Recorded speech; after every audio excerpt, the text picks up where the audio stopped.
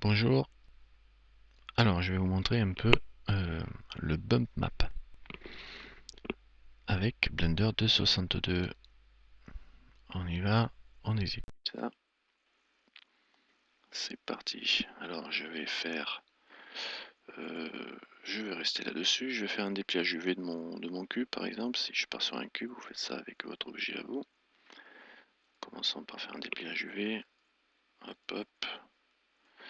Tac tac tac. On donne des coups de ciseaux un peu partout.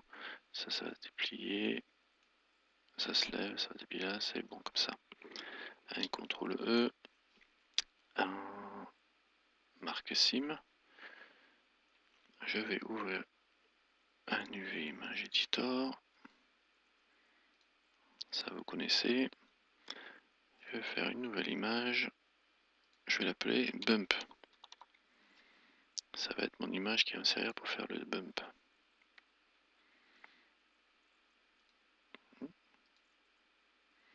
Tiens, voilà.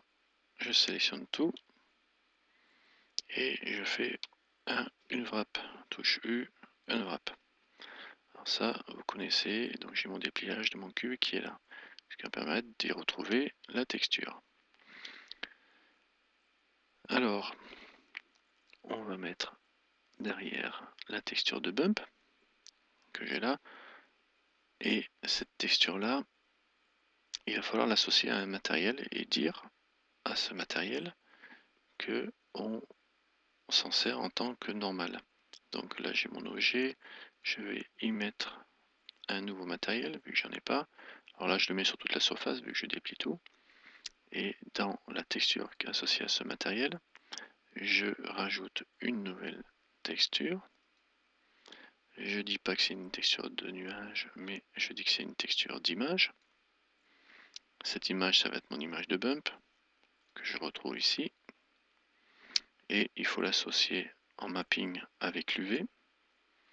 Donc, image, on sélectionne l'image, nouvelle texture, image, on sélectionne l'image, on passe en mapping, on sélectionne l'UV, qui correspond à notre dépliage UV.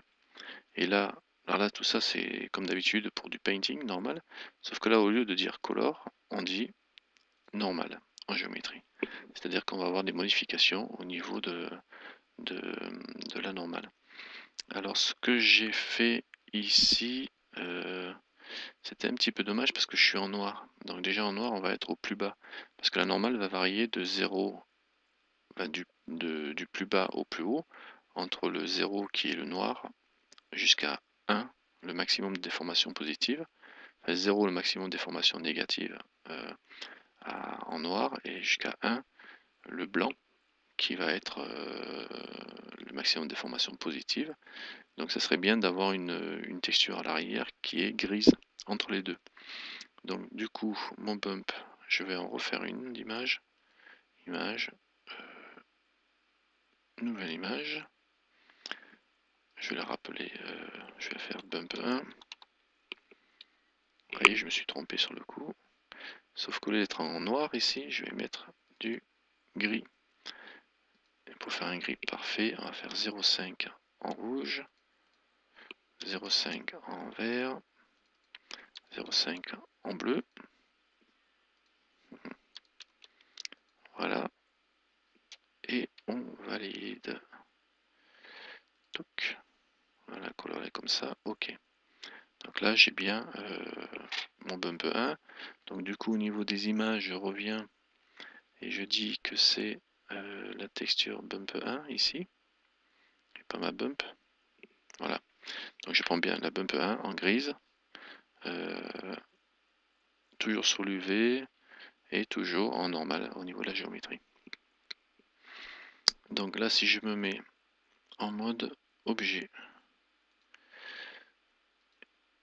et je passe en mode texture, on voit ma texture appliquée. Alors là, l'intérêt maintenant, ça va être d'utiliser la possibilité du bump. C'est-à-dire de passer en mode texture paint. Donc parce qu'on a un cube qui a une résolution très faible en fin de compte. Donc je passe en texture paint avec les outils de peinture que l'on a et je vais peindre soit en blanc, soit en noir, soit entre les deux, ce qui va me donner la hauteur de ma déformation. Alors si je me mets avec un radius plus petit ici au niveau de l'outil de peinture, que je me mets en blanc complet, que je peins dessus, je suis bien en blanc, je peins dessus, vous voyez, ça fait un tracé blanc ici, sur ma texture, sauf que là j'ai aucun résultat, et ça vous avez exactement la même chose au niveau de Blender 2.49. Et pour avoir le rendu, si je fais un F12, voilà, l'effet de bump, directement, on le voit, ça donne un effet de relief. C'est-à-dire les éclairages vont intervenir, ça va faire comme si j'ai du relief. Et donc avec les effets d'ombre derrière. Ça c'est intéressant. On a la même chose avec la Blender 2.49, quand vous travaillez avec ça.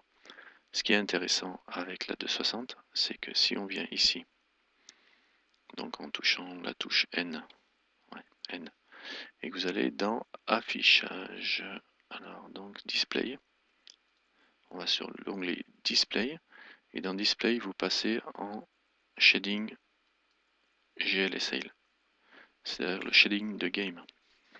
Et là, en temps réel, on va se retrouver avec le visuel de notre bump. Donc là, je mets S. Alors là, évidemment, vous voyez ce défaut-là, c'est parce que je suis pas en face, parce que je dois avoir coché plus bas, comme dans l'outil de peinture normale, l'angle de peinture maximale sur la face. C'est-à-dire je dois l'avoir ici, dans les textures. Voilà, normal, 80 degrés. Donc là, maintenant, je peux peindre comme je veux, SOS. Alors, vous voyez l'effet avec le maximum de positif parce que je suis en blanc. Si je me mets en négatif, ben, je vais creuser. Hein, je creuse. Donc c'est pour ça que j'étais avec une texture grise à l'origine. Sinon le fond lui-même il aurait été déjà creusé au level, donc on n'aurait pas pu tellement creuser. Et je peux aussi amplifier les effets après, ici en touchant l'effet de normal de géométrie. Hein, donc je peux amplifier les effets en positif ou en négatif. Ça va l'inverser. Quand on passe en négatif, on inverse le rendu. Vous voyez, c'est-à-dire tout ce qui était positif devient négatif et vice versa. Mais S se creuse par rapport à ce qu'on avait. Et à 1, alors 1, on est neutre. D'accord. Donc on peut pousser l'effet de contraste en positif ou négatif, dans un sens ou dans l'autre. Là j'ai le maximum d'amplitude en mettant 5 en positif. Donc là je creuse beaucoup et là je monte beaucoup. Voilà. Alors vous allez me dire, ouais c'est pas mal quand même. Bon, évidemment, vous pouvez utiliser des pinceaux. Donc on voit bien que c'est que la texture qui donne l'apparence. Hein, et j'ai pas une vraie modification du relief, mais c'est que la texture qui donne cette apparence et qui joue, qui prend en compte les ombres. La texture générée prend en compte les ombres. Donc par contre, ce qui est intéressant, c'est de cliquer là-dessus au niveau des textures et de passer avec une texture de nuage par exemple. Et là, quand on peint, tout de suite, on obtient un effet qui est bien plat là, mais ici, vu du dessus, ça donne un effet carrément sur lequel on peut se casser le nez. Ça peut bien aider pour faire des surfaces, vous voyez, c'est génial quand même. Le rendu est excellent. Si vous voulez changer cette texture, choisir la vôtre, il faut retourner dans texture ici, vous remontez là-haut, on va aller modifier les textures, et les textures de brosse, elles sont ici. Vous avez la texture d'objet, texture de monde, de sky, etc. Et là, vous avez les textures de brosse. Par défaut, là, c'est Cloud. Vous pourriez en rajouter une en faisant plus. Texture 1, là, je fais un plus, j'ai texture 2. La texture 2, je vais mettre, par exemple, un marble. Non, pas un marble, tiens, je vais mettre un distort noise. Voilà, c'est pas mal ça. Et en sel, non, pas en sel. Voronoi, ouais, c'est pas mal, Voronoi. Distorsion, on va diminuer.